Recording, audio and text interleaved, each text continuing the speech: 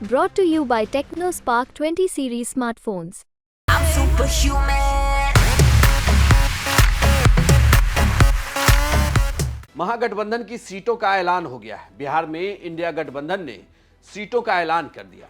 बिहार तक ने जो जानकारी दी उस पर एक बार फिर से मुहर भी लग गई। आरजेडी ने अपने खाते में 26 सीटें रखी हैं। 9 सीटें कांग्रेस को दी हैं और 5 सीटें लेफ्ट की पार्टियों के पास गई है, जिसमें से 3 सीटें सीपीआई-एमएल के खाते में है, एक सीपीआई एक सीपीआई-एम के खाते में गई है।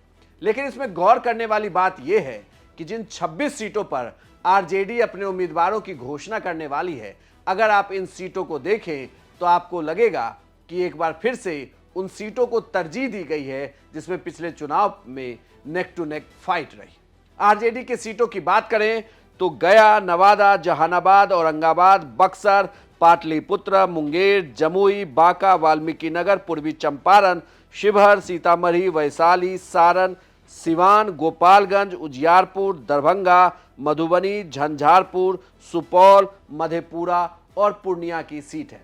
कुल मिलाकर देखा जाए तो इस समीकरण के जरिए आरजेडी ने बिहार के सभी हिस्सों की सीटों पर अपनी दावेदारी पुख्ता कर दी है। लालू यादव और तेजस्वी यादव ने जिस तरीके से सीटों का बंटवारा किया है, उसे देखकर यही लग रहा है कि इस पूरे गठबंधन में आरजेडी की खूब चली है। हालांकि ये कहा जा रहा था कि आरजेडी 28 से 29 सीटों पर अपने कैंडिडेट उतार सकती है और साथ ही सीटें कांग्रेस को दे सकती है, लेकिन जो सीटों का ऐलान हुआ, हालांकि एक छोटी सी प्रेस कॉन्फ्रेंस हुई, कहें तो शुरू होते ही खत्म हो गई, जिसमें ना लालू यादव दिखे ना तेजस्वी यादव। मनोज झा थे, साथ ही और पार्टियों के वहां पर प्रदेश अध्यक्ष मौजूद थे। सबने हाथ एक साथ उठाया और एक लिस्ट मीडिया में जारी कर दी गई कि सीटों का ऐलान हो गया है। 26 सीटें आरजेडी के खाते में गई, 9 सीटें कांग्रेस के खाते में गई हैं। कांग्रेस के सीटों की बात करें तो किशनगंज, कटिहार, भागलपुर,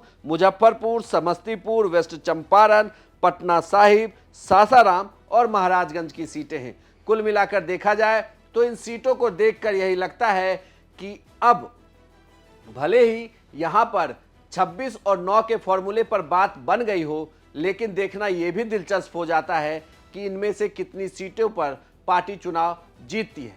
बड़ी बात यह है कि जो सीमांचल का एरिया है, जहां पर पप्पू यादव अपनी दावेदारी कर रहे थे पूर्णिया सीट से, वो सीट आरजेडी के खाते में चली गई है।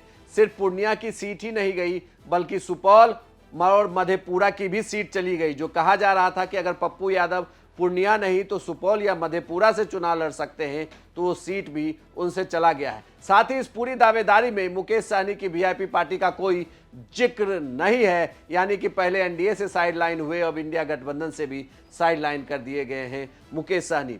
बिहार में इंडिया गठबंधन के सीटों के बंटवारे पर आपकी क्या राय है, हमें कमेंट बॉक्स में लिखकर जरूर बताइए और बिहार की तमाम खबरों के लिए देखते रहिए सिर्फ बिहार तक।